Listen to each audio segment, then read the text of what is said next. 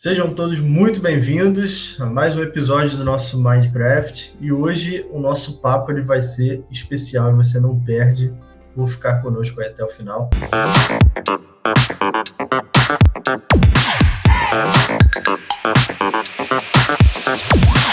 Como muitos de vocês já sabem, eu sou o Kleber Costa, sou gerente de marketing aqui da MJV. Sou o host desse podcast, você já está acostumado com a minha voz e agora também com o meu rosto. E no episódio de hoje a gente vai falar sobre um assunto muito interessante, muito importante, que move muito dos nossos projetos aqui na MJV e dos nossos clientes também. E para isso a gente precisa falar primeiro das principais mudanças que as organizações elas vêm sofrendo e vêm adotando ao longo dos anos, com o passar do tempo, muito impulsionadas pela transformação digital. E nós estamos falando das automações robóticas, né, do RPA, né, o Robotic Process Automation. E você já deve ter visto, né, em algumas animações da Disney, por exemplo, como o WALL-E ou o universo Star Wars, né, que tem aqueles droids, o R2-D2. E você sabe o que eles têm em comum? É basicamente tudo, né? Hoje a gente vai falar um pouquinho sobre esses robôs, mas não sobre os robôs físicos, mas sobre os robôs virtuais que permitem uma série de automações de determinados processos. Mas como vocês sabem, eu não estou apto para falar sobre isso sozinho, então nós temos aqui convidados de peso para o nosso episódio. Nossa primeira convidada, ela já é sócia aqui do nosso Minecraft, né? Ela está de volta para mais um episódio. Nossa querida Jéssica, ela atua como RPA Manager na MJV e ela é completamente apaixonada por ciência, por natureza, já está aqui, vocês já conhecem ela. Jéssica, seja muito bem-vinda ao nosso episódio. Muito obrigada pelo convite de novo, pessoal. E para completar esse time, nosso convidado, José Martins, ele é IT Director do Novo Banco, né? Muito ligado às áreas de RPA, no Novo Banco de Portugal, e está aqui para completar esse time de convidados para que a gente possa falar muito sobre RPA. José, muito obrigado por aceitar nosso convite, seja bem-vindo. Obrigado, Kleber, um bom ano para ti e obrigado por este convite, é sempre um prazer e vamos tentar falar um bocadinho mais sobre o que é esta realidade do RPA. Então vamos. Bom, eu acho que para que a gente consiga situar a nossa audiência, né, talvez a gente não sabe o quanto os nossos ouvintes estão familiarizados com o contexto. E quando a gente fala de RPA, né, de automação de processos, a gente está falando de robôs, mas não de robôs físicos, né? São programas que executam tarefas, né, executam uma série de tarefas que podem ser digitalizadas, né? E aí eu queria que vocês falassem um pouquinho, né, dessem uma visão geral do que é o RPA, né, do que são esses robôs, né, e na visão de vocês, o que vocês acham mais interessante desse mundo de RPA? Começarei, José, depois passo a palavra para ti. A automação de processos, né, com robôs, o RPA, ele é basicamente uma automação simulando o que um usuário faria dentro da sua máquina, né? Então, muito diferente dos droids de Star Wars, ele não está lá do nosso lado, né, mas ele pode ser visualizado na máquina, sendo executado. Logicamente que se a gente encontrar uma forma, né, muito mais rápida de fazer, com uma conexão direta por meio de uma API, a gente vai fazer isso, né, para ganhar celeridade dentro desse processo. Qual a sua outra pergunta, Kleber, era o que é mais legal do RPA? O que você acha mais legal desse mundo de RPA? Qual é o principal benefício que você vê dentro desse mundo? Dentre muitos que existem, eu gosto da parte de eliminar uma tarefa repetitiva que não tem valor agregado, né? Então, implementar o RPA permite com que a pessoa que está fazendo esse trabalho repetitivo faça um trabalho mais pensante, o que para mim é essencial. Eu não gosto de fazer tarefas repetitivas, eu gosto daquilo que me desafia, né? Então, desafia o pensamento, o raciocínio, e esse tipo de atividade me agrada muito mais, né? E nas nossas implementações a gente vê isso também, essa satisfação dentro dos times após a implementação e a liberdade de poder fazer novas coisas dentro da organização. Sim, eu não podia estar mais de acordo. O RPA é, antes de mais, uma peça de software. É um software como outro qualquer. A única questão é que a aplicação primária deste software é imitar uma pessoa. Imitar uma pessoa a fazer tarefas rotineiras e, tipicamente, tarefas de baixo valor acrescentado. A única questão é que este RPA trabalha 24 horas por dia, não tira férias, não fica doente e faz sempre a mesma coisa da mesma maneira como nós o ensinamos. E não se distrai também. Passando para os benefícios, eu vejo dois grandes benefícios beneficiários. O primeiro são as pessoas. Como dizia a Jéssica, as pessoas livram de ter que fazer tarefas que são altamente repetitivas, monótonas e onde não tiram partido das capacidades cognitivas que têm. Mas, por outro lado, não nos podemos esquecer que o RPA tem um enorme benefício para as organizações. Quer dizer, temos, por um lado, a poupança de custos diretos, porque não temos absentismo, porque os RPAs não ficam doentes, e não há improdutividade. Ou seja, há até um aumento da produtividade do trabalho. Porque, como eles trabalham 24 horas por dia e trabalham mais depressa nas tarefas rotineiras do que nós, os humanos, até temos um aumento de produtividade. Por fim, também temos uma medida de redução de risco. Risco operacional e risco associado à execução de tarefas. Porquê? Porque, como o RPA vai fazer sempre a mesma coisa da mesma maneira conforme o ensinamos, não vai correr o risco que acontece às vezes com uma pessoa, com um operador humano, que escreve tantas vezes 1, 2, 3, 1, 2, 3, 1, 2, 3, que às tantas engana-se e escreve 1, 3, 2, tem um erro de digitação. Não é isso que acontece ao RPA. E, por outro lado, também as ferramentas de controle da própria solução são maiores, porque nós não conseguimos controlar pessoas em tempo real, não conseguimos pôr-nos lá ao lado dela para perceber se elas estão a trabalhar bem ou mal, não é possível. Mas um RPA, todas as ferramentas e todos os mecanismos e todos os dashboards de controle que nos oferecem permitem que nós estejamos a olhar para eles e a ver como é que eles trabalham em tempo real. Diria que estes são os grandes benefícios da solução. Perfeito. E até existe um grande dogma, né, digamos assim, das pessoas acharem que o robô vai roubar o emprego das pessoas. Mas não, na verdade, os robôs estão ali para fazer a parte chata, enquanto as pessoas elas vão ter o seu trabalho potencializado pelo intelectual. Exato, tanto que hoje a gente até muda os nomes, né? A gente já não chama mais de robôs, a gente chama de operadores virtuais, atendentes virtuais, né? Porque dá realmente essa impressão que é um companheiro de trabalho, né? É uma mão a mais que tá vindo para te ajudar, para implementar na operação, e não algo que vai te tirar de vez de lá, né? Não. E, de novo, né? Ele só tira aquele trabalho repetitivo, maçante, mas o restante continua sendo feito por humanos, né? Porque a inteligência é nossa, nós somos dotados disso.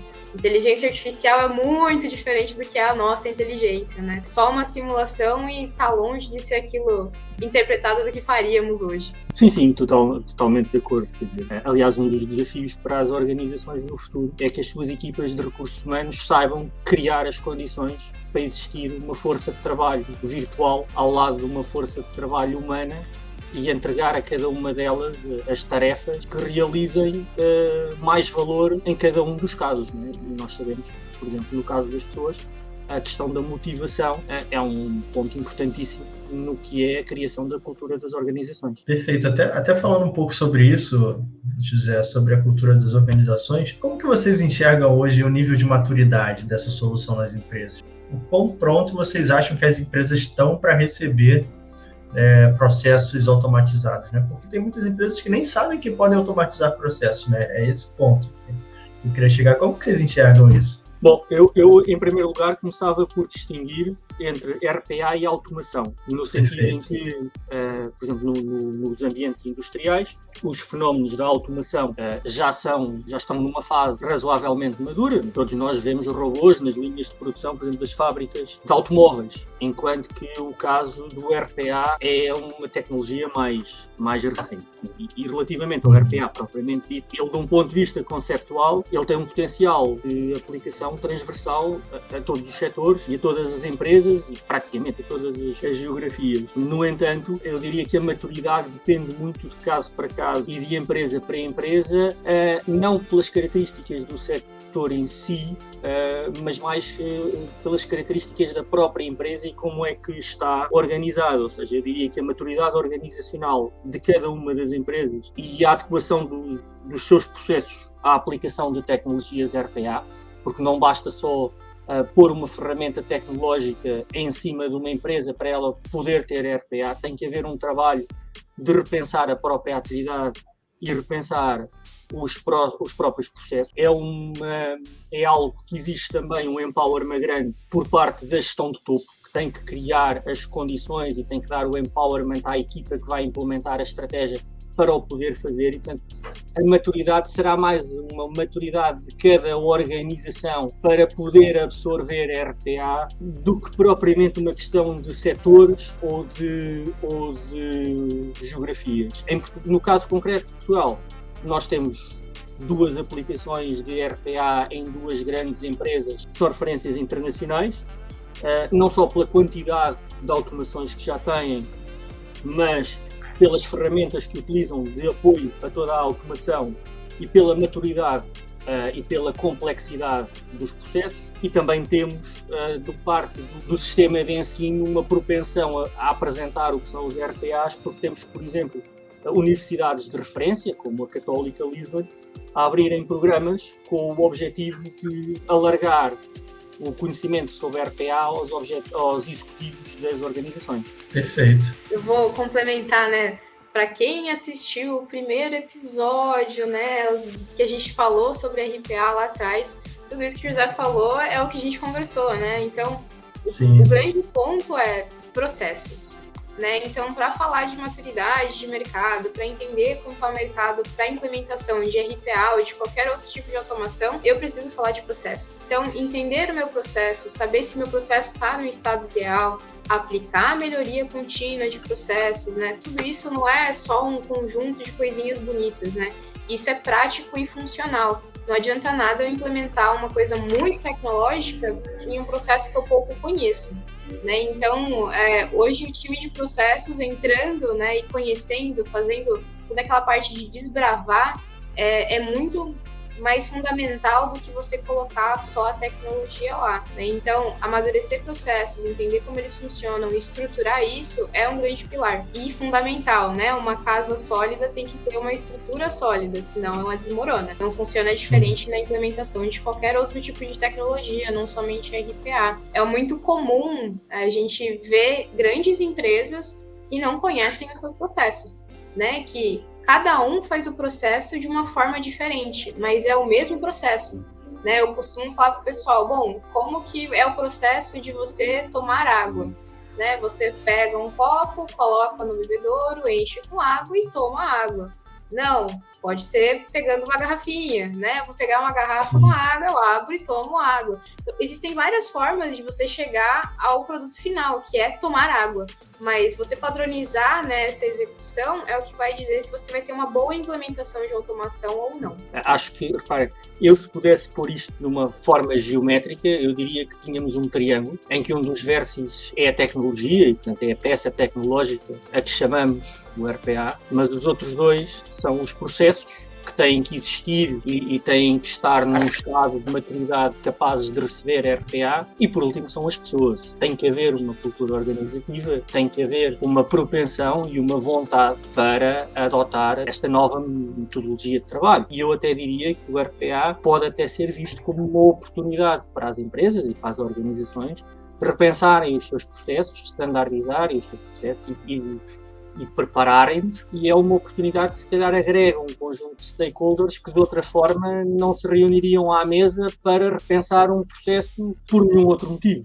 Isso é um ponto bem interessante, isso que vocês falaram, porque enquanto vocês falavam eu fiquei imaginando aqui uma série de coisas. E aqui na MJV a gente também tem alguns processos automatizados, né? A própria admissão é automatizada aqui, né? A gente tem o Sherpa, né, que faz todo esse processo burocrático de admissão, então não é casa de ferreiro espeto de pau, né? Mas aqui a gente utiliza bastante também.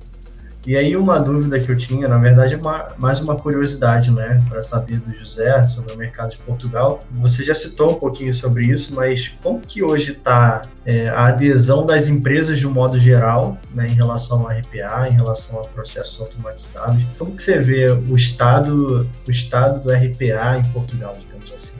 Bom, eu diria, como falei há pouco, que em Portugal existem poucos exemplos ainda, mas já há alguns exemplos de empresas com um nível de maturidade muito alto em RPA. Existem também alguns projetos de implementação, mas existe sobretudo muita curiosidade em relação ao tema. Curiosidade das próprias empresas per si e curiosidade também escutada por estas iniciativas do sistema educativo que abre estes programas para executivos e traz este awareness da tecnologia. Essas oportunidades, eu diria que algumas delas ainda se irão materializar em adesões concretas que ainda não aconteceram, e acho que existem várias razões, ou razões de várias ordens para isto ainda não ter acontecido. E até falando um pouquinho do setor que você atua, né, o setor bancário, né, você vê isso como uma tendência nos bancos, ou você acredita que os bancos que não começarem a automatizar os seus processos, você acha que eles podem acabar ficando para trás, ou vai acabar perdendo um pouco do mercado? Como que foi a adoção do RPA no novo banco, né? O que isso mudou na vida de vocês? Eu acho que no mercado da banca dependerá muito de quem é o cliente da organização. Existem bancos, por serem bancos mais de nicho ou mais de relação, onde a essência dos seus processos são processos comerciais. E processos comerciais são processos relacionais, dificilmente serão automatizáveis, porque não se vai substituir a empatia e a emoção humana por robô. Já nas organizações mais standard, maiores e com um peso maior de processos de back-office, então aí sim existe uma oportunidade para a introdução de RPA, não só pela natureza da atividade, mas porque, como a banca é hoje um setor altamente pressionado a nível das margens, uma das formas de nos tornarmos mais competitivos é reduzindo o cost to serve, o custo de servir o cliente.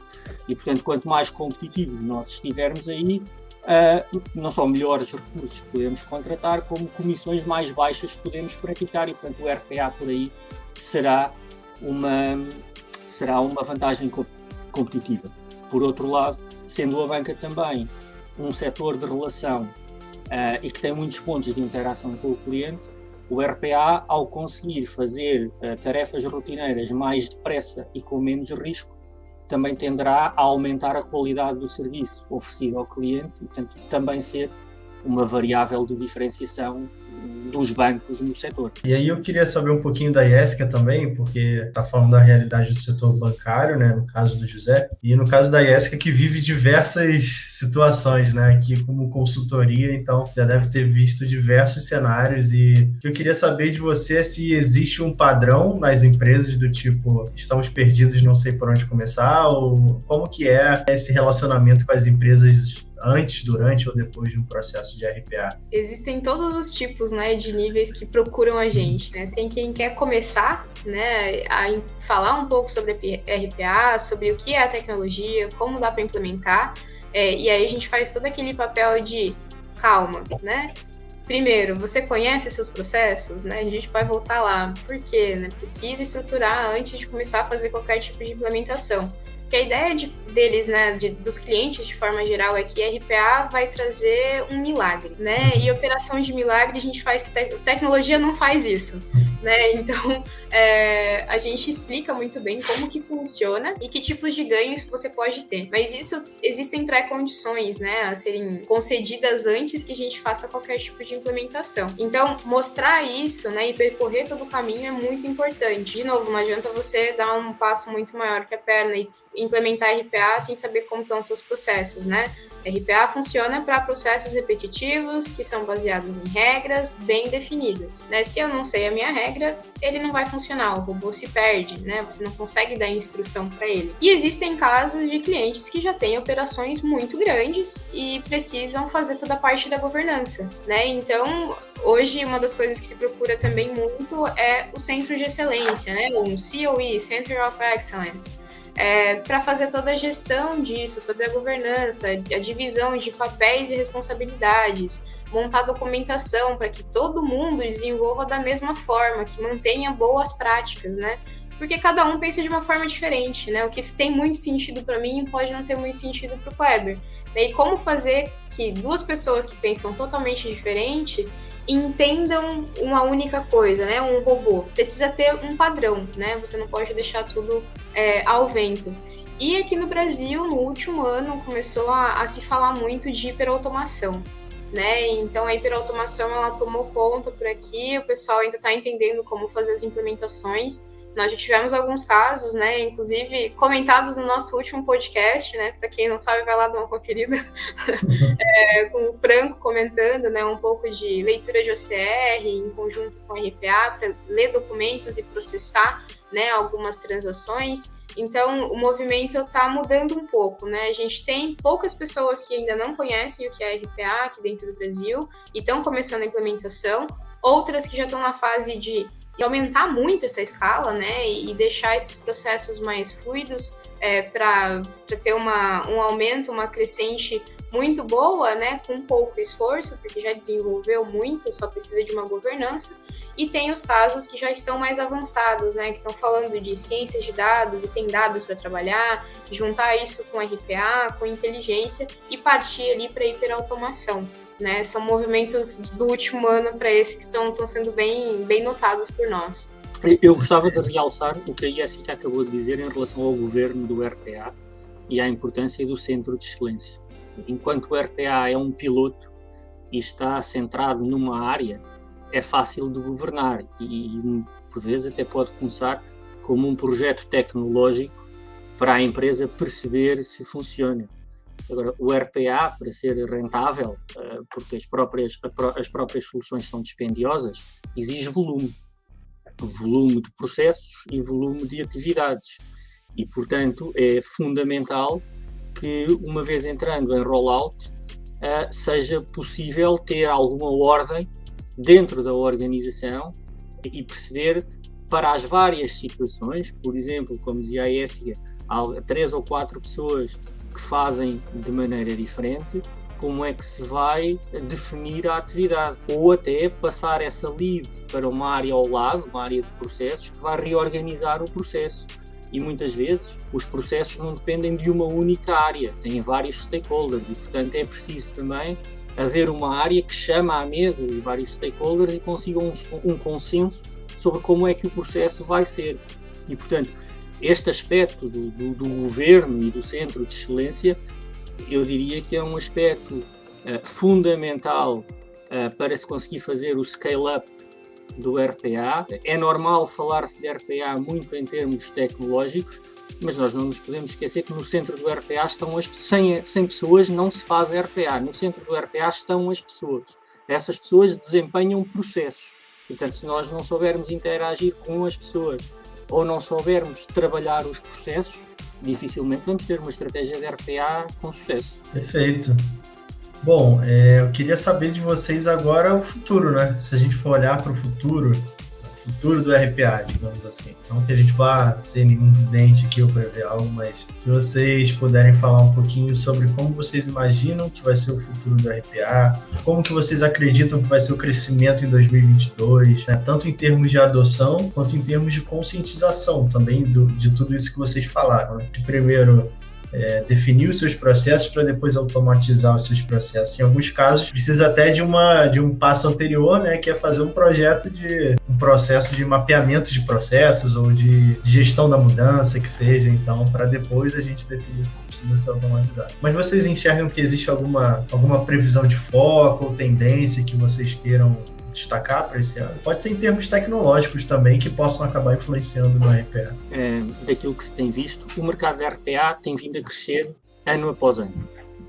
E eu acredito que 2022 vai ser um ano onde se vai manter essa tendência. O mercado vai continuar a crescer e vai haver cada vez mais organizações a abraçar o RPA, seja empresas, como dizia a Jéssica, que estão a começar, seja empresas que já têm e querem aprofundar a introdução da tecnologia. Acredito que uma outra tendência será a integração do RPA com outras coisas, quer com Business Process Management, Easy Flows, Workflows e com Data Science e Inteligência Artificial, ou seja, o RPA vai, acredito eu, tornar-se uma solução mais completa, não só porque integra e consegue abarcar um leque aplicacional crescente e, portanto, cada vez interagir e fazer mais coisas em aplicações diferentes, mas também porque deixa de ser só uma tarefinha do copy-paste, passa um dado para o outro, começa a entender dados de contexto,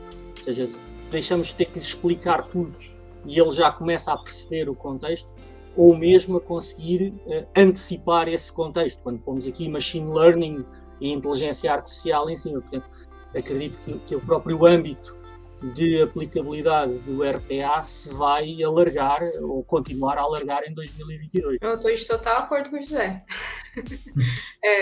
Realmente, essa é a tendência, né? A tendência é que o mercado se mantenha aquecido, que cresça muito mais, né? Então, a gente teve um percentual de crescimento muito grande no ano passado, desde o começo da pandemia, né? Desde que se decretou ali a quarentena, a gente percebeu uma crescente muito grande, porque as pessoas já não podiam mais sair, aí os robôs começaram a auxiliar nessas tarefas e também nos ganhos, né, operacionais para quem foi para casa e já não conseguia fazer muita coisa. Enfim, as nossas vidas mudaram muito nos 2 últimos anos, né? E mudaram para melhor, assim, né? A gente consegue ver dentro do trabalho uma melhora muito grande com relação à parte de automação.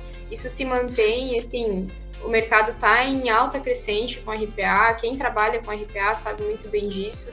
Existem muitos novos profissionais entrando no mercado, né? A gente faz também esse trabalho de capacitação para conseguir, né, trazer toda essa demanda e suprir isso. Mas, como o José falou, vai chegar um momento que RPA só não é o suficiente, né? Só aquela tarefa repetitiva já foi automatizada. E agora? Existem outras 1000 tarefas que não têm tanto valor agregado, né? O que a gente consegue fazer? Por que não trabalhar a parte de ciências de dados? Por que não fazer uma previsão, né, de alguma tendência, por exemplo, de consumo, né, e utilizar a inteligência artificial e aprendizado de máquina para construir isso em conjunto com aquelas pequenas atividades repetitivas, né, e fazer aquele grande framework que a gente já conversou, né, aquele montar um Lego, né, as pecinhas, primeiro processos, depois RPA, depois a gente parte para a hiperautomação, que é juntar tudo isso que a gente já tem de base de conhecimento com RPA, com inteligência,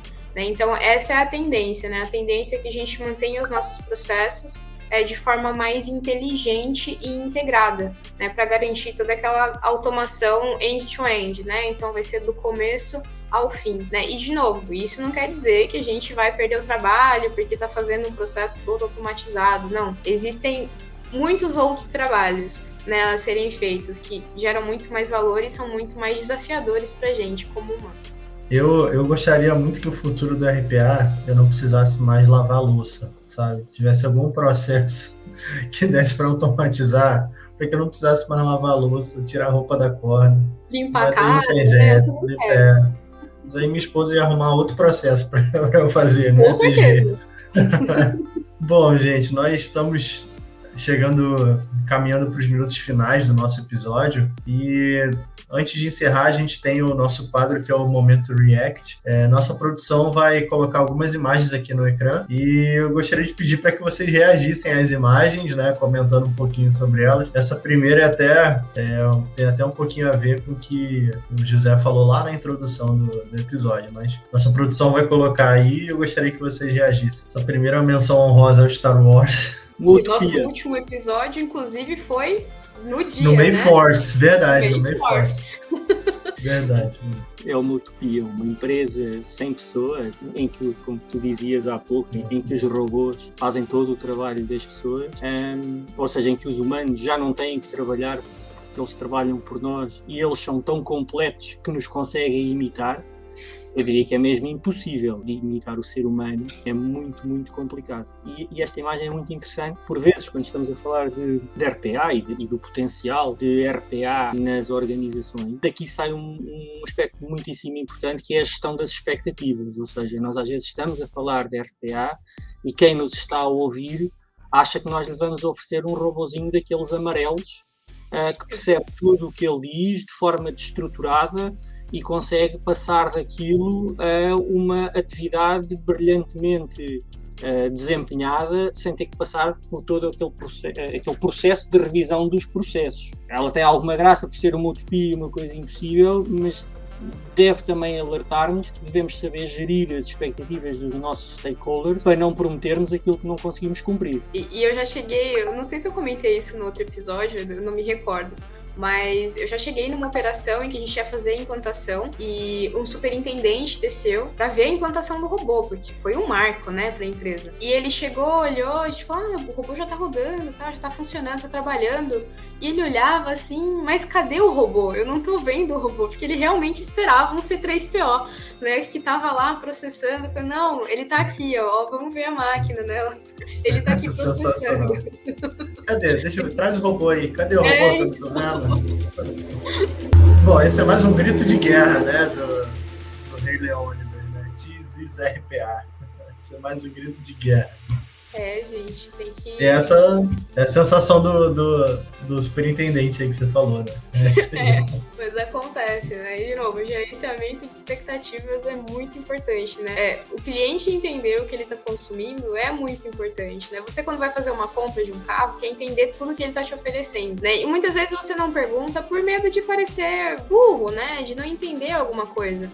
Mas é importante perguntar. Quanto mais você pergunta, mais tira essas dúvidas, mais você entende e aprende, né? Então, nenhuma pergunta é uma pergunta burra ou estúpida, né? Você tá aprendendo, então faz parte da nossa ponta também explicar para você o que é isso, mesmo você não sendo um programador, né? Então, a expectativa começa a ser alinhada quando você entende mesmo essa solução, e isso é importante. Esta imagem, a mim, soa-me alguém a dar uma voz de comando ou uma explicação um pouco mais agreste sobre o que é o RPA ou a implementação do RPA. E isto é perigoso do ponto de vista das organizações, porque se também não houver uma compra dos benefícios da solução por quem vai usar e vai manter o robô, porque nós não nos podemos esquecer que fazer RPA não é só desenvolver robôs, depois é preciso mantê-los, é preciso garantir que eles estão a trabalhar, é preciso manter os processos atualizados. E isso é feito pelas pessoas do terreno da organização que estão todos os dias a trabalhar com os robôs. Se essas pessoas não perceberem, portanto, não comprarem a solução, ou se lhes for imposta, toda essa motivação desaparece. E, portanto, a adoção do RPA torna-se alguma coisa a prazo, condenada a prazo. A próxima, preparem-se. Que a Jéssica falou, hiperautomação. É uma onda crescente. Cada ano a gente está vendo um aumento muito grande aqui no mercado brasileiro, sul-americano, né, de forma geral, e também nos Estados Unidos, né? Então, as Américas estão tendo esse movimento muito grande e a gente tem que estar preparado, né?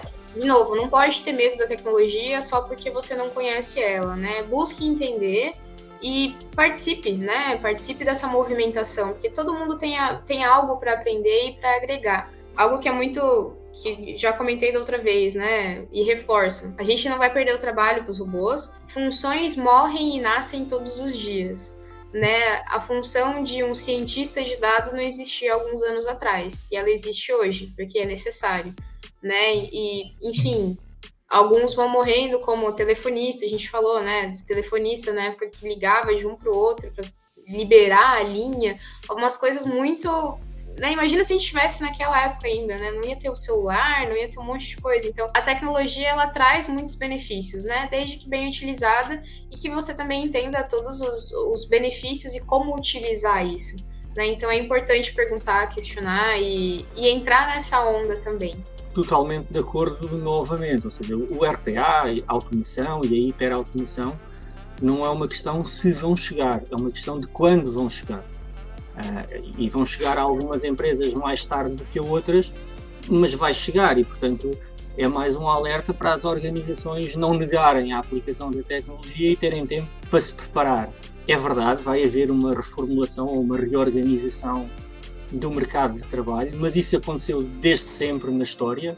Há funções que desaparecem e há outras que são criadas, mas uma coisa é certa, o elemento humano, a sua capacidade de inovar, de ensinar e de monitorizar os próprios robôs, dificilmente será substituído por robôs e, portanto, haverá sempre lugar para os humanos numa organização. Mentes pensantes nunca viram fora de moda, né? Então, para as organizações é importante, enfim, é algo que é estimulante, né? A gente fica feliz e contente quando faz algo que pensa, que é desafiador, que agrega valor, né? Ninguém gosta de fazer sempre a mesma coisa. É uma tendência natural. A tecnologia pode ser muito inteligente, muito machine learning, data science, tudo fora. A tecnologia pode ser muito inteligente, mas os humanos ainda têm uma característica que a tecnologia não tem. A criatividade ainda está connosco. A capacidade de inovar e de pensar e de pôr em causa ainda é nossa. E, portanto, a tecnologia nunca ou dificilmente nos vai tirar esta capacidade, que em última instância é fundamental e é aquilo que faz as organizações evoluírem. Bom, e tem essa daí que é ótima também, a sinceridade do robô. Eu adoro essa tirinha. Clica aqui pra mim porque eu não sou um robô, então não posso clicar. E o robô honesto, né? Porque a gente vê muito lugar pedindo pra gente automatizar mas o robô não pode clicar nisso, eu não sou um robô. Poder e dever, coisas totalmente diferentes, né? Sim. O que é certo e nada vai mudar isso, então... Esse robô foi programado para não mentir. Exato. É um outro mito. Há dois mitos perigosos, né? O primeiro mito é que os humanos vão todos perder os empregos e as organizações vão ficar só a ser povoadas por robôs.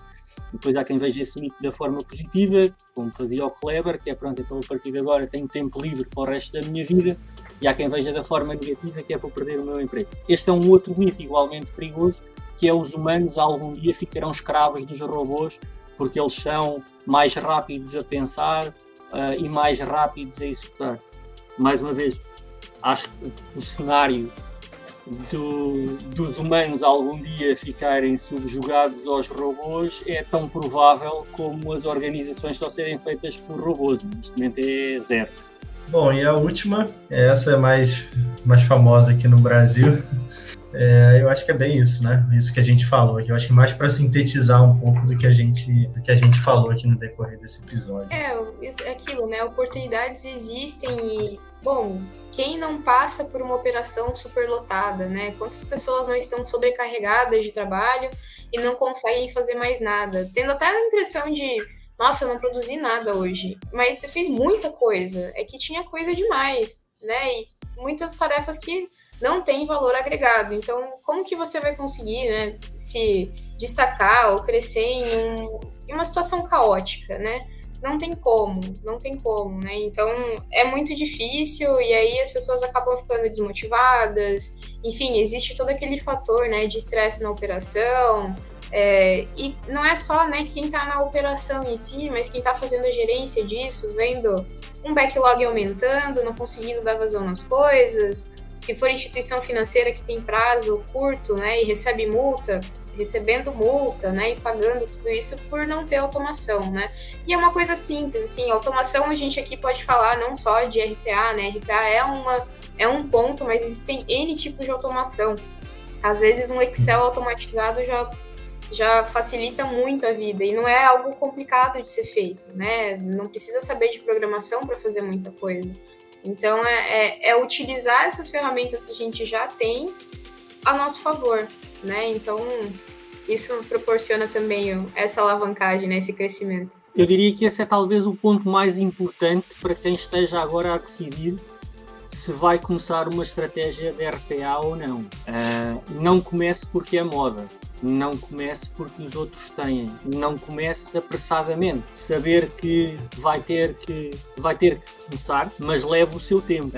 Não se esqueça, a implementação da RPA implica, por um lado, um esforço financeiro grande, porque a própria setup tecnológico exige um investimento razoável, mas também exige um investimento grande em termos de recursos humanos. É preciso encontrar as pessoas certas, com o perfil certo e arranjar a disponibilidade e a motivação para rever processos. Se eu pudesse aconselhar alguém que estivesse a pensar em começar uma estratégia de RPA, sim senhora, comece a pensar, vá fazer, mas não queira acelerar demais o passo só porque o vizinho do lado tem, porque o custo do erro é perder o drive, perder a motivação e acabar com um investimento grande posto de lado. Bom, então é isso. Chegamos ao nosso último meme. E chegamos também ao nosso fim de episódio. Nesse episódio, acho que quem nos acompanhou aí deve ter percebido bastante os benefícios, os erros, as dúvidas. Então, acho que foi muito esclarecedor. Você conseguiu perceber que antes de você automatizar um processo, você precisa rever o seu processo, precisa entender o seu processo, né? Você aprendeu também que os robôs não vão roubar o seu emprego, né? Que as organizações elas não vão ser feitas só por C3POs da vida, então, e que também existem desafios e existem muitas dores a serem resolvidas e que o RPA está só começando e ainda vai evoluir muito mais. Eu queria agradecer demais a presença de vocês aqui. José, muito obrigado por ter disponibilizado o seu tempo. Eu sei que aí em Portugal já deve ser, já é de noite, imagino que já deve ser lá para as 8, 9 horas da noite. Muito obrigado por estar aqui com a gente, por ter aceitado o nosso convite. Obrigado demais. Obrigado eu pelo convite e foi um prazer estar aqui convosco. E Jéssica, mais uma vez, não me canso de te agradecer por participar. Obrigado por estar aqui com a gente mais uma vez, contribuindo bastante. Eu que agradeço, pessoal. Contem comigo para compartilhar informação e conhecimento sempre que precisarem.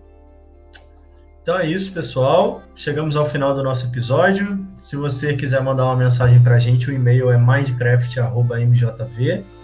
E semana que vem tem mais. Fique com Deus. Um beijo no coração de vocês. Se cuidem. Até a próxima. Tchau.